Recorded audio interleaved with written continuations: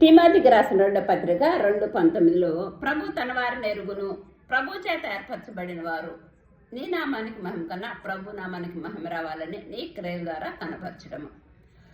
కాబట్టి మొదటగా ఆత్మీయంగా ఎదగాలి అంటే ఆత్మ వర్ధిల్లుచున్న ప్రకారం నీవు అన్ని విషయాలలో ఎదగాలి. విశ్వాసం అనే డాలు పట్టుకోవాలి.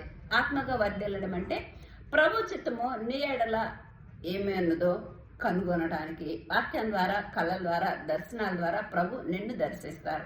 ఆ దర్శనాలు, వాగ్దానాలు పొందుకొనటానికి ప్రభువుని నువ్వు వెతుకుతావు. ఆకాశంలో సింహాసనం దగ్గర తడతావు. లేకపోతే నీ హృదయంలో ఉన్న పరిశుద్ధాత్మ దేవుని కనుగొంటావు. పరిశుద్ధాత్మ దేవుడు నీ ఆత్మను వెలిగించినప్పుడు పరిశుద్ధాత్మ యొక్క స్వరాన్ని నువ్వు వినగలుగుతావు. దర్శనాల ద్వారా మనోన్నతరాలు తెలిసి దర్శనాలను నువ్వు చూడగలుగుతావు.